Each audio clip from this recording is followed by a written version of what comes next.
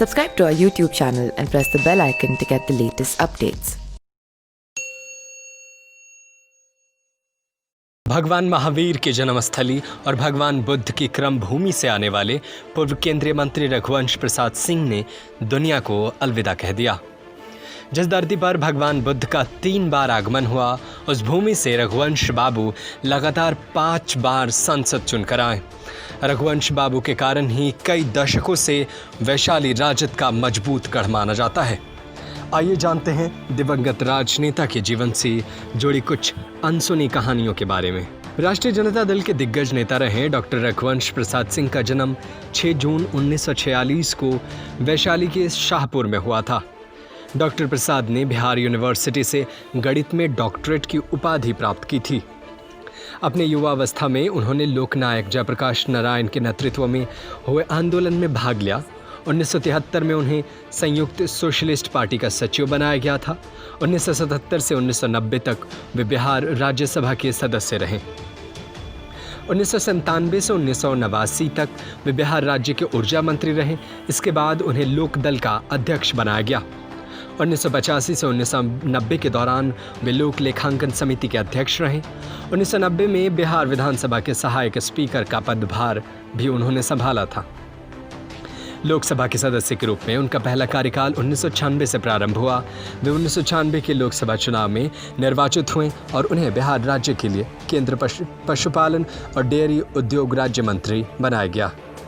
लोकसभा में दूसरी बार वे 1998 में निर्वाचित हुए और 1999 में तीसरी बार लोकसभा के लिए निर्वाचित हुए। इस कार्यकाल में वे गृह मामलों की समिति के सदस्य रहे।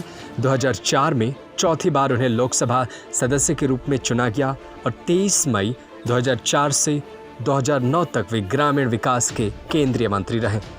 इसके बाद 2009 के लोकसभा चुनाव में उन्होंने 5वीं बार जीत दर्ज की।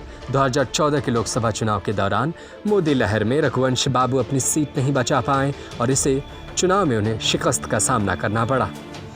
रघुवंश बाबू को किताबों से बड़ा लगाव था। वो अक्सर किताबें पढ़ते रहते थे। खाली समय में रघुवंश बाबू म्यूजिक सुना करते थे। इसके अलावा वो योग और कसरत भी किया करते थे। रघुवंश बाबू ने जर्मनी, अमेरिका और ब्रिटेन जैसे देशों का भी भ्रमण किया।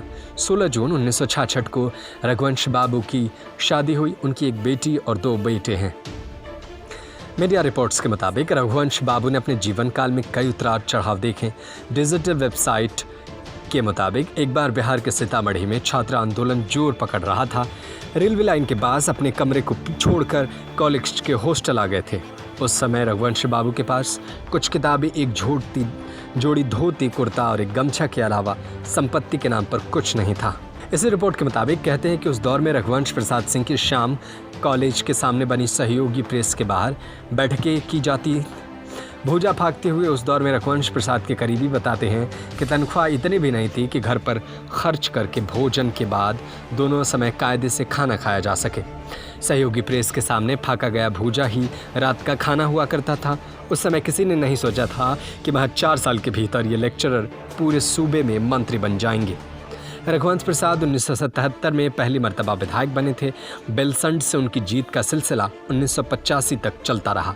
इसी बीच 1988 में कर्पूरी ठाकुर का अचानक निधन हो गया। सूबे में जगन्नाथ मिश्र की सरकार थी। लालू प्रसाद यादव कर्पूरी के खाली जूतों पर अपना दावा जता रहे थे। रघुवंश प्रसाद सिंह ने इस गाढ़े समय में लालू का साथ दिया। यहाँ से लालू और उनके बीच की करीबी दोस्ती शुरू हुई।